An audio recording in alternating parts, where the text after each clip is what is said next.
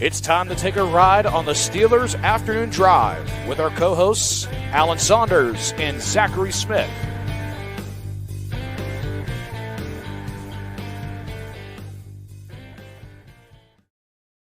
Get in the van. We're going for our Steelers Afternoon Drive. I'm Zachary Smith. That's Alan Saunders. Whoops, I think I spit a little bit into the microphone when I was doing that introduction. How you doing, Alan?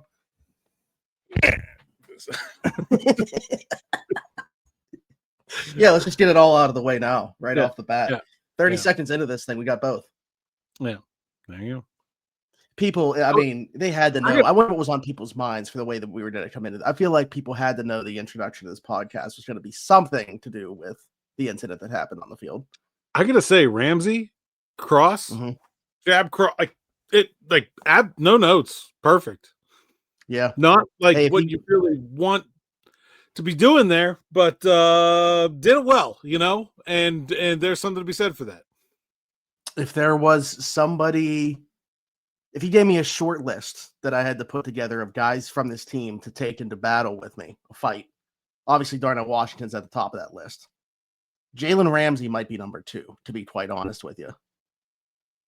Yeah. After watching that. Yeah. I mean, the form, like you said, great. If he wasn't playing football, maybe a future in boxing. I'm not sure how good he is at takedown. I don't know if he could do the MMA stuff, so maybe just boxing. We'll have to see the other, I guess, aspect of everything. But now that he's cooled down a little bit, I would love to talk to Jalen Ramsey about how many fights he's been in. And because that looked rehearsed. Right? That was not the first time that particular combination had been thrown. No, yeah, absolutely. I don't know if that's something as similar has happened to him before at some other level or what, but rarely see these guys train with that kind of stuff too. So I wonder if that's part of it. Just to get back to the specific incident, obviously that we're referencing here, Jalen Ramsey and Ja'Marr Chase, which leads to Jalen Ramsey getting tossed from the game for throwing a punch after he said Ja'Marr Chase spit on him. Ja'Marr Chase refuted that. There was video evidence out there that you could see literally the spit come out of his mouth. Lying in 4K. Yeah. Caught in 4K, lying in 4K, doubling down on it, then not speaking today, appealing the suspension now. But I don't know that I've seen, I could tell obviously something was up with what was done on Ja'Marr Chase's side of things, because Jalen Ramsey just kept trying to get after him, refused to leave the field, threw his gloves down, slammed his helmet down. He did not want to get off that football field, kept appealing his case and his side of things, which I guess a lot of players are going to do. But man, you could just tell that there was something more there than just your typical altercation between two players. Yeah. Yeah. And I'm not, we didn't know last night right after the game, obviously what had happened when we hadn't seen the video yet, but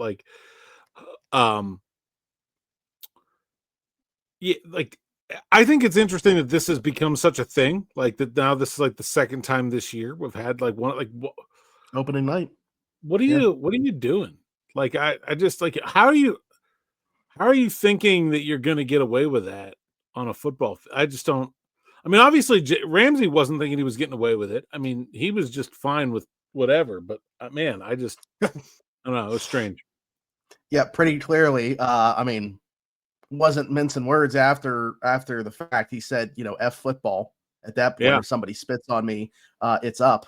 So he very clearly was like, "What I know what the repercussions are going to be, and I'm fine with what that is. This is not going to happen." Which I'm sure just Mike Tomlin said he has to be smarter, and I agree. You can't. The game is more important than getting your revenge right there. Especially if it turns out that it doesn't matter, right? The Steelers win this game, but Brandon Echols was on the sideline when that happened because he was banged up. There's a world where Deshaun Jameson has to go into that game, gets cooked for a touchdown on the first play by Yoshi Voss, and now all of a sudden the Bengals are right back in it because of that play. But I don't know. Ramsey already had one personal foul, so anything he did in retaliation was getting him thrown out of that game. Sure, that's a pretty big ask. Yeah. Normally, 100%. I would say just tackle him or whatever, grab his face mask and drag him around for a little bit. Mm-hmm. But even if he did that, and he got another personal foul because of it, he was getting thrown out. So, yeah. These teams won't see each other again this season, barring something very unforeseen happening.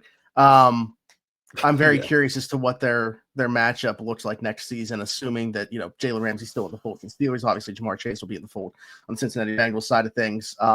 Because that's something obviously neither one of these guys are going to forget.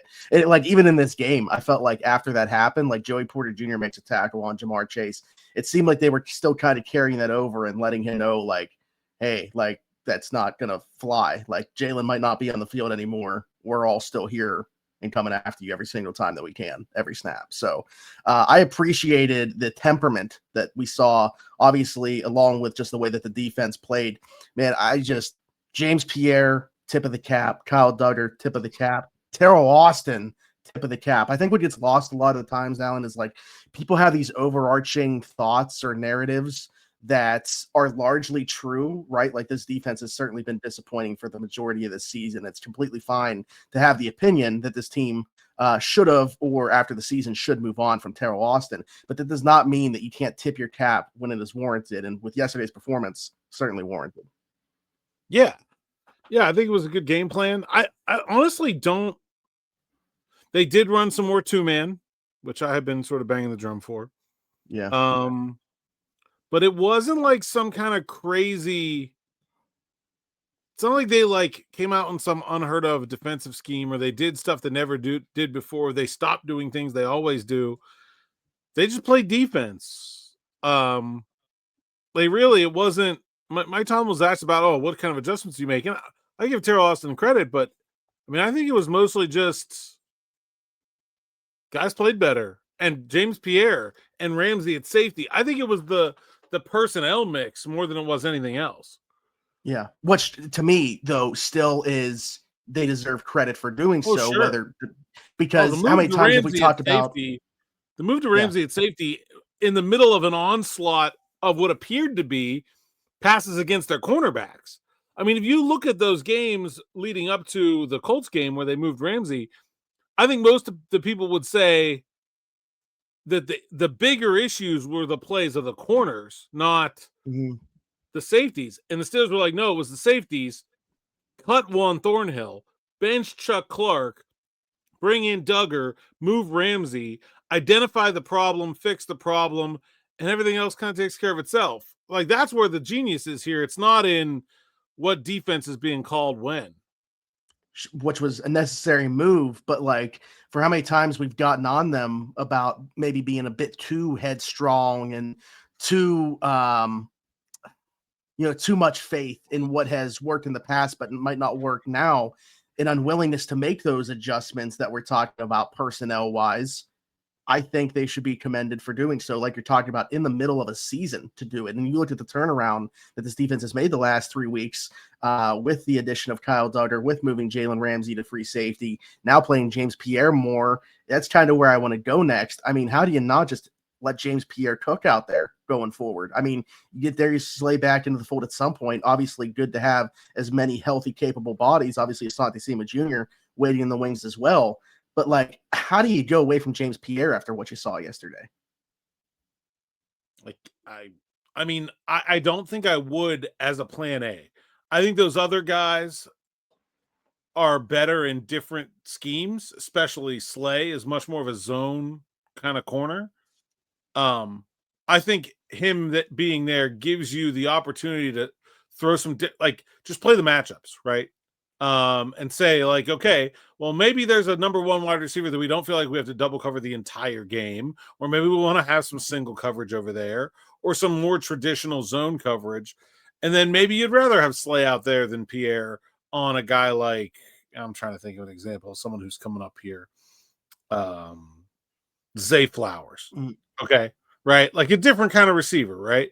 And so, I don't think that's a very good matchup for Pierre personally. I think it's a better fit for Eccles or Slay. And so I think having those extra guys, or Samuel, honestly, it's a beautiful matchup for Samuel. I don't think having those extra guys is a bad thing, but if I'm playing another guy we want to double team, or another team that has 2 physical receivers, I want Pierre out there. Another pass defended in this one on a great job of tracking the ball. 2. What was this? Oh, wait. Yeah. The second one was at the end of the game. Well, he dropped interceptions or pass defense. Yeah. I was just thinking about the one where he ran down the play. But yeah, I mean, obviously, great job by him. You mentioned, though, that you didn't think they did a ton of stuff differently. It's just guys playing better. I mean, that makes it sound so simple, right? But like you watch the tape back and certainly the case. Like a lot of guys just played way better than they did in the first one. And I don't know how to like attribute that or anything. I just really good performance on that side of the football by I mean, when your defense scores more points than the Bengals offense, obviously you're doing something right in this one. I mean, even Ja'Marr Chase. It was all the secondary too. Yeah. Like if you Ja'Marr score Chase had what, 30 yards? And it's like some strip sacks from TJ and company, you could win that way.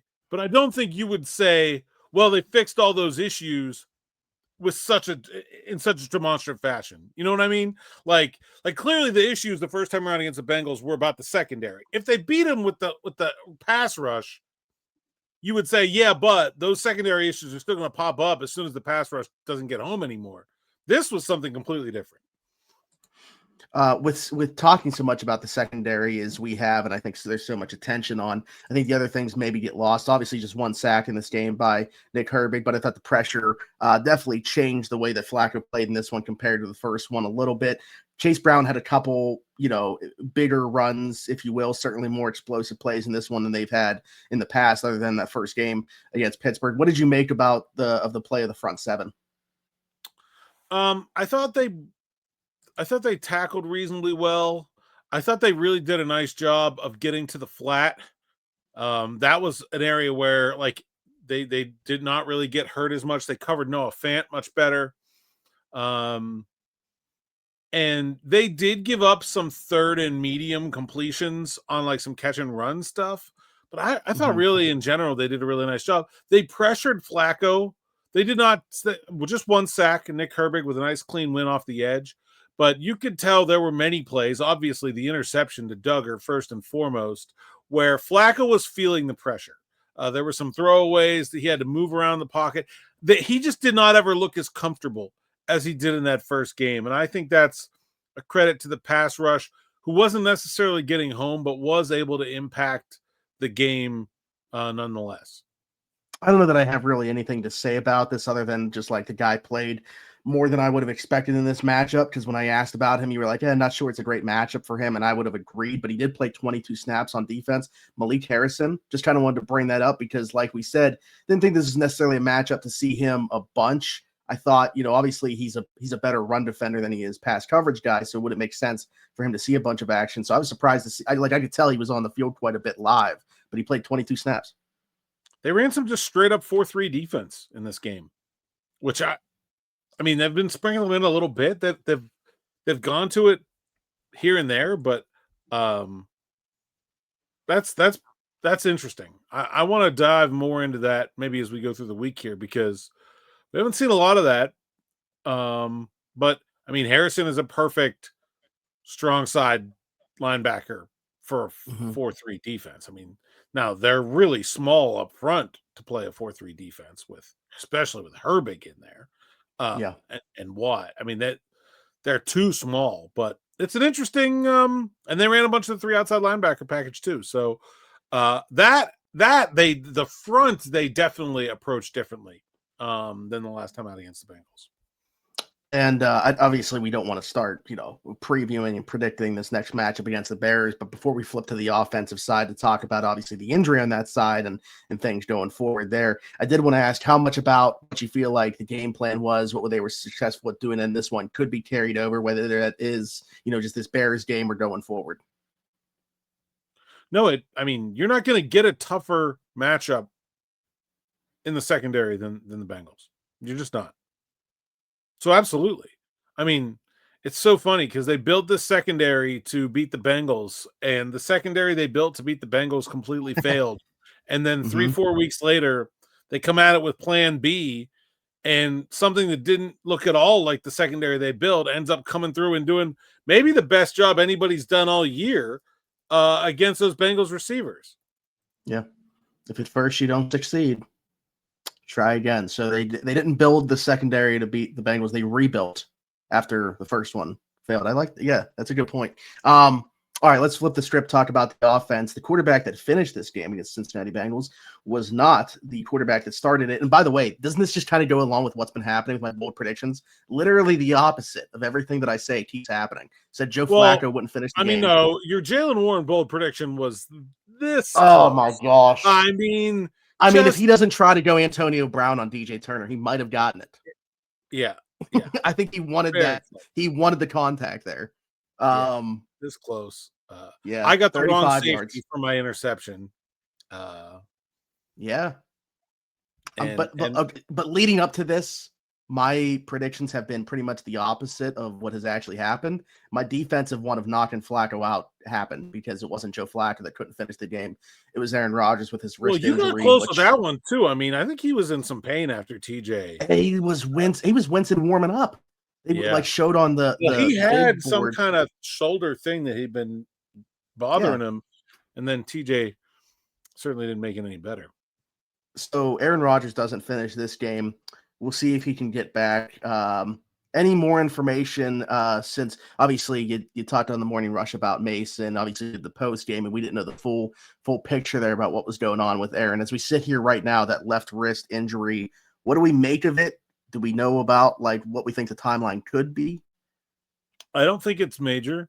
I think Rodgers is going to want to play this week. I don't expect him to be ruled out early in the week. I guess it could happen based on further testing today. But my guess is we're going to get a guy who's going to try to practice this week, and then we'll see. Terry Bradshaw once upon a time played with a broken left wrist.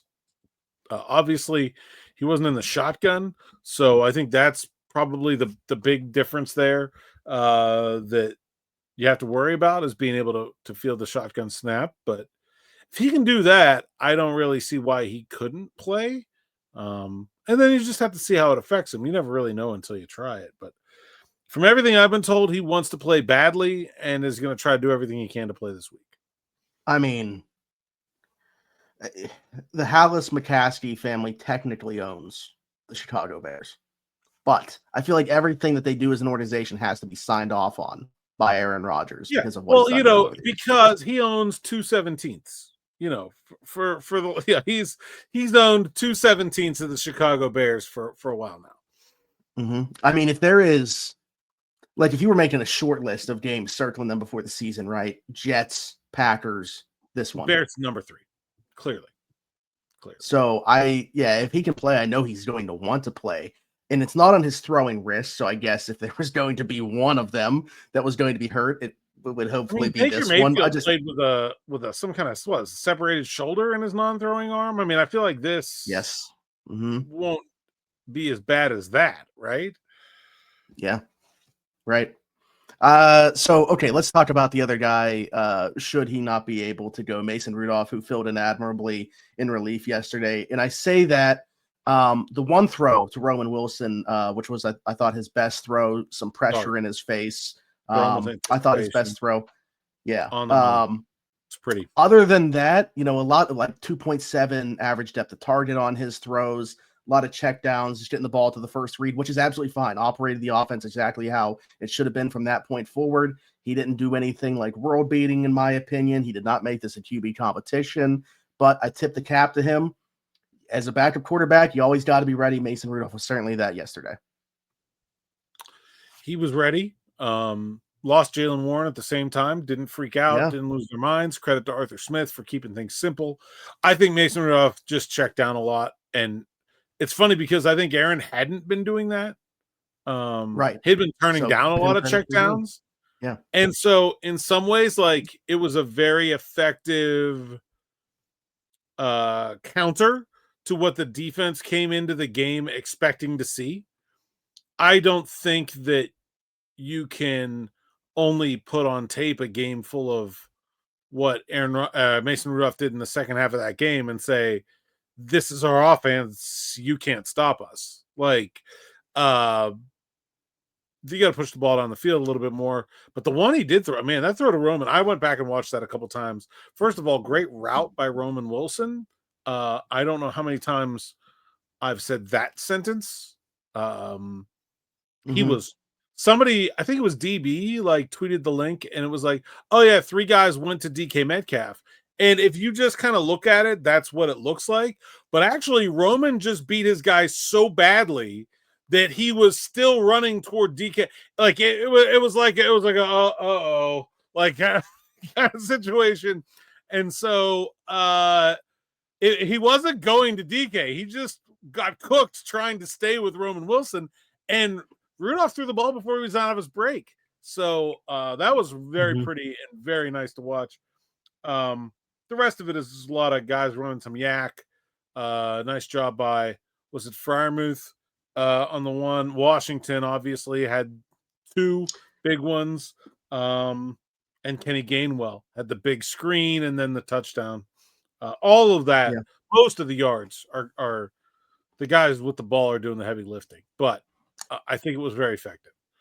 The other thing that I wanted to say about that, though, is in this game, DK Metcalf, 8 targets, which is his second highest of the season. 5 receptions is his highest of the season, tied for the highest of his season, which you could say those numbers are pretty low for what should be, the wide receiver one, $30+ million wide receiver. I get it. But this, my point in saying that, I think 4 or 5 of those were when Mason came in like all in one drive. It seemed like there was an emphasis to kind of get him the ball. They were getting him the ball over the middle of the field in, like you were saying, yards after catch. Because when you think about DK, the one thing that I've said about him, he's an explosive playmaker, but it's not in the way that, like, when you look at his body type, you think he would be. Get the ball in his hands early and let him run, because he's going to outrun everybody, and you can do that getting the ball quick across the middle of the field. And I thought Mason did a nice job of doing that as well.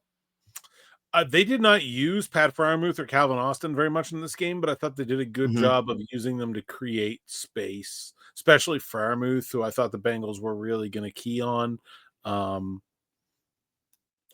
He was like barely in the progression most of the day. And that I just think they were just like, never mind. You're so worried about the guy who torched you last time. We're going to find other guys to beat you. And I thought the harness is a good look too. Gritty. Yeah. If you noticed that on the left arm. I did. Darnell Washington, we got to talk about him. Yeah. Oh, I mean, the 2 guys offensively that, like, I feel like needed to be highlighted were Darnell and Kenny Gainwell. Like, obviously you tip your cap to Mason for coming in and doing what he did, but Darnell, I mean, turning something into nothing a lot of times. Just that first guy's never going to tackle him. Even the second guy, if he's on his own, probably not going to tackle him. And then the third guy probably gets shoved into the dirt on his way out, as we saw on that one play. But just what a beast. And I know that you talked about it a little bit on post game, but like, he's never going to be a guy that can run every route on the tree and you can do literally everything with as a receiver. But when you can get the ball in his hands and just let him go, wind him up and let him go, who's bringing that guy down? At least one-on-one, nobody. So he's a force multiplier. We already knew what he could do in the run game, but I do think that there has been some expansion of what he is doing this year as a receiver. And I think you got to tip your cap to him for expanding his game a little bit as well. He looks far more athletic running in the open field. His route running has improved. He's always had good hands, but I think he's doing a better job of catching the ball and landing in a running position. I think sometimes, especially when you're like inexperienced, you're like, okay, gotta catch. Okay, I caught it. Now what? Whereas, like, not to say that he's not focused on catching the ball, but like, I think you're seeing a guy who's catching a ball with a plan to become a runner at a much higher level, and that's really paying off for him because he is really hard to tackle when he gets ahead of steam. Like, that's everything for him is the first 2 strides after he catches the ball. If he catches the ball and has 2 strides without being, tackled or hit or harassed or has to change direction or something like that, then that means that when the first guy gets there, he's just roadkill. Like, that's all. His best day as a receiver yesterday. And what's, especially like recently, not a ton of damage being done in the red zone, which is like the one area where we thought like he was going to feast. Like every single time you get down there, they should be throwing the ball up to him at least once to see if he's going to catch it or you get the DPI or whatever. I know they tried that a couple times, obviously, in in that game against was that the Indianapolis game? Yes. Yeah. But not a ton of damage from him being done in the red zone either. They're finding ways to use him, and like you're saying, like I've said, I just think his overall game has expanded beyond him just being like this run blocker who you maybe throw the ball up to in the red zone once. Yeah, and his blocking's still really good. Like, he hasn't taken anything away from that part of his game either. Yeah. What do you think? Do you think I know that there was something made? There was a lot made about like him talking about losing weight, still definitely over 300 pounds. But I know that he had said that, and a lot of people were making something about that. Like when he got drafted, the whole thing was he fell because of his knees. I don't know. Like I'm not sure what his regimen is, but I think that he's doing a nice job of taking care of himself and being able to maintain that weight. Yeah, I talked to him in the summer, and he was still, in like the 310 range. Like, I mean, maybe he was a little bit smaller, but it wasn't like a lot. I think he moves really well right now. I don't know exactly what he's weighing, but I just think he looks much more athletic than he did his first couple of years. He looks more like the guy we saw at the combine. I don't know if that's weight, if that's fitness, if that's just being healthy. I know he's banged up a lot early on in his career, but this is pretty enticing stuff here. The other player I wanted to definitely highlight is Kenny Gainwell. I mean, after a week where we spent so much time talking about what in the world's up with Jalen Warren playing 3 less snaps than Kenny Gainwell in that Sunday Night Football game, and just like the usage in general, like when and where you decide to take Jalen Warren off the field. And I know Jalen Warren got banged up in this one, but Alan, this is a team that spent a first-round pick on a running back, and that was their main guy from 21 to 24. Jalen Warren, we've called their best player on offense, clear cut. Yet it's Kenneth Gainwell, who is the first Steelers running back since James Conner to have multiple games in the same season with 100-plus yards and 2+ touchdowns. When needed, Kenneth Gainwell's been that guy. When you need him in a pinch, he's been that guy. We saw he can do the job in that Minnesota game where Jalen Warren, whatever happened pregame, was unexpectedly not able to go. In this game, Jalen Warren gets knocked out. Kenny Gainwell. Kenny G. It's interesting because I don't think he's done that well as a change of pace. But in the 2 times where Warren has been unavailable to them, he's been fantastic. Like, it's strange. He didn't run the ball that well. 2.7 yards carry, nothing to write home about. But he really made some hay in the receiving area.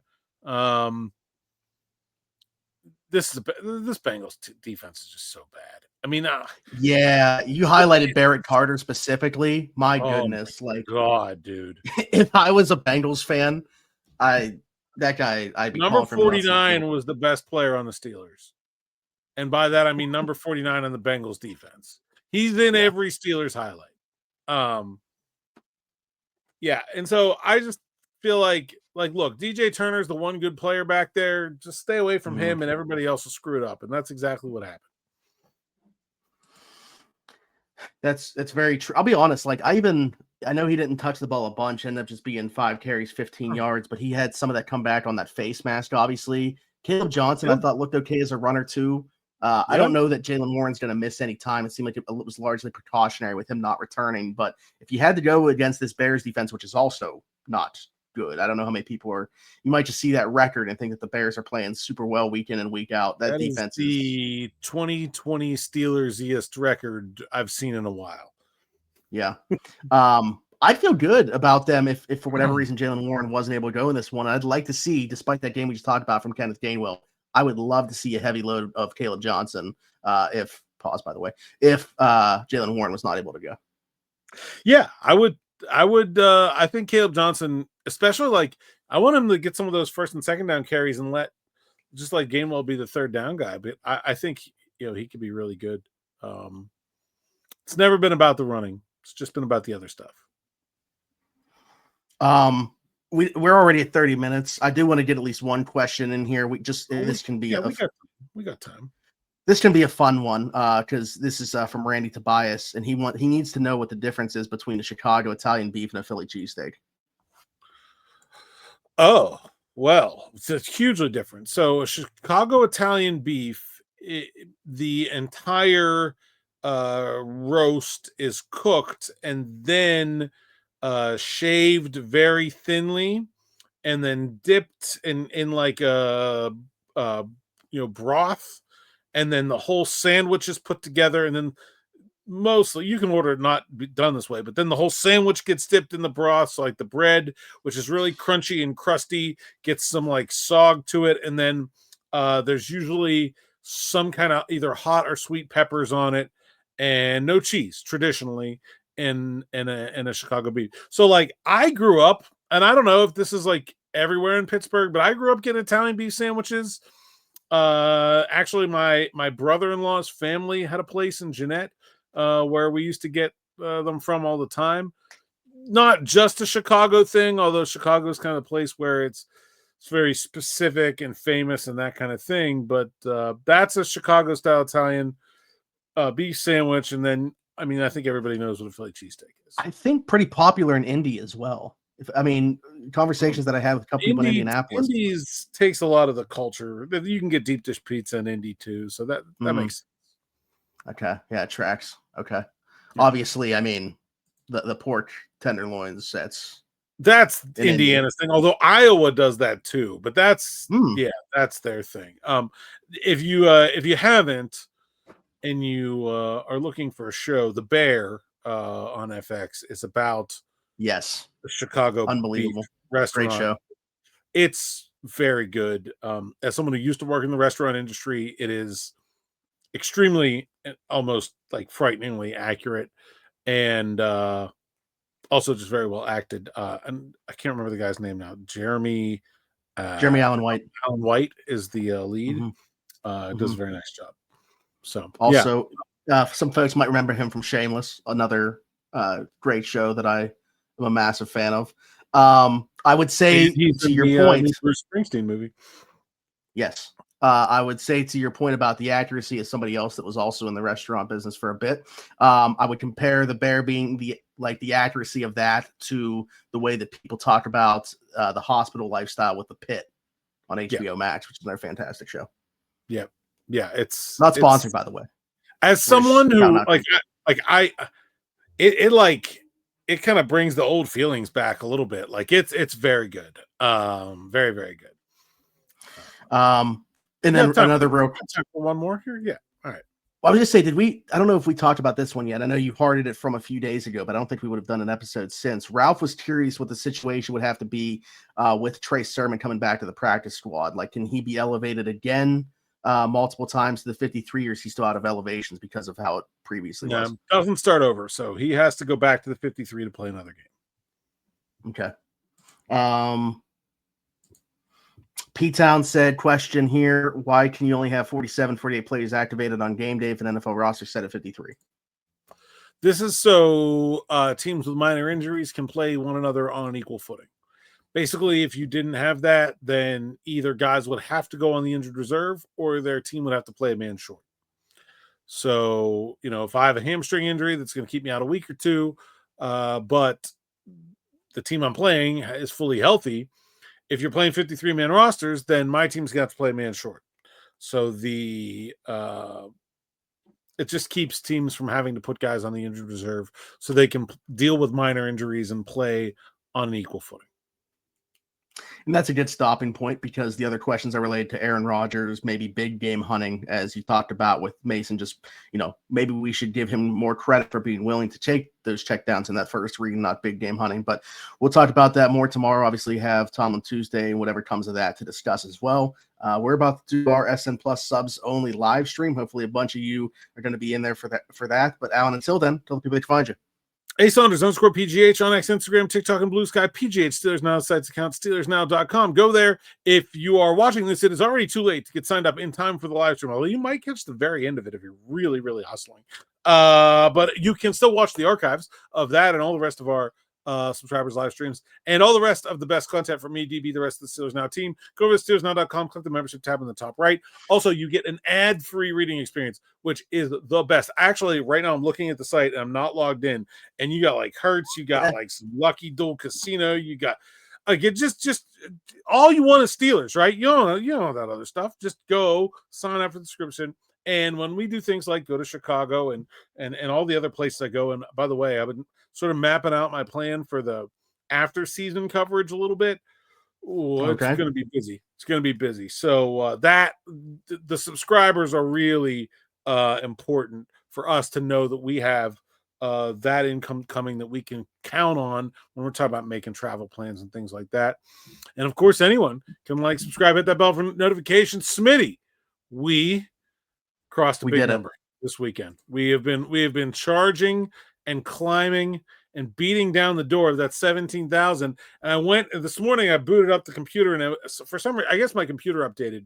So I wasn't logged in. So I was like, get logged in. It's like, log in, Steelers now. And it said exactly as I logged 17,000 subscribers. And I was like, all right. So we are now at. Right. It's been a big weekend. You want to go? Go ahead. You feel like 17,015 subscribers. You got a 15 for us? I actually have a couple, and the one is very obscure. Well, actually, they're kind of both obscure, but the one especially because he wore it his rookie season and switched. Hines Ward was the one that came to mind right away. However, being right behind the building yesterday before I went in, I couldn't help but think about the two times specifically that I had with former Steelers wide receiver, now Seattle Seahawk, Cody White at Tequila Cowboy, who was a big fan of my dance moves, by the way. There you go. I was thinking of Cody White also. How about Trey Griffey? Couple seasons on the practice squad. I don't know if he ever got up for a game, but a couple seasons on the practice squad wearing 15. Famous last name there. Wow. I went with the son of Sheldon White. You go with the son of somebody probably much more famous, although their work doesn't coincide with the Pittsburgh Steelers. Yeah. Of course, Ben Skoranek wearing it right now. I'm trying to think of another one. It's not the world's most common. I'm trying to think of a quarterback. There's got to be at least one. I hate to look on a quarterback, though. Rest in peace, Ryan Mallett. Not for the Steelers, obviously, didn't wear 15, but 15. Yeah. Mike Kruschek back in the 70s, I think he was either 15 or 16. Mark Malone was 16. I can't think of another one. Willie Reed is another wide receiver, kick returner in the early 2000s out of Florida State. This is good too. And I remember posting a picture of this guy after he had like some random either big game or maybe it was just a big catch, but DeMarcus Ayers. DeMarcus Ayers was 15. Yeah. Justin Brown also in that same area. Was he 15 or? Yeah, I think he was 15. He was 15. Well. He was 15. 2014. Yeah. Yeah. Not a lot. There's not a lot of people that have worn the number in general, not just like names we're not going to know, but yeah, according to this, Ed Brown is the GOAT of the 15s, was a quarterback for the Bears and then came over to the Steelers in 62, was a starter for 2 seasons in 63 and 64, won 12 games. He had a winning record in 1963, which as a Steelers quarterback of that era was exceedingly rare. Was Mike Tomlin coaching for that season? That's like a Doug Hodges. I want to say I don't know who was the coach of the 63 Steelers. Bill Austin, maybe? No, that feels too early. Heck of a job by whoever it was. Yeah, seriously. Buddy Parker, who's up for the Hall of Fame, actually. Yeah. Getting the 63 Steelers to 7-4 may have been a Hall of Fame worthy accomplishment. Very impressive. All right. As Alan said, like, subscribe, hit that notification bell here. Hit us in the comments your thoughts, anything that we talked about today. Question for a future episode. Your favorite 15. You're going to struggle to find one, by the way. Just telling you right now, as you can tell through our conversation. If you're listening somewhere else, Apple, Spotify, wherever you get your podcast from, we are there. Just search Steelers Afternoon Drive. Leave us a 5-star review, all that good stuff. As you guys know, ask us questions in there as well. Butter us up as we always asked to do. Alan, I'm so mad I didn't get a picture, by the way, of this afternoon ride, although it's somebody that I'm pretty sure is there every single game. So I'm gonna have to get a picture next time. This car was beautiful. Maybe somebody sent it in before, but it's been a while since we've seen a ride. So after next home game, which is Buffalo, I'm gonna have a picture of this car, assuming that it's always in the same spot because it was awesome. Forgot to take a picture though. But also send us those because it's been a while since we've gotten them.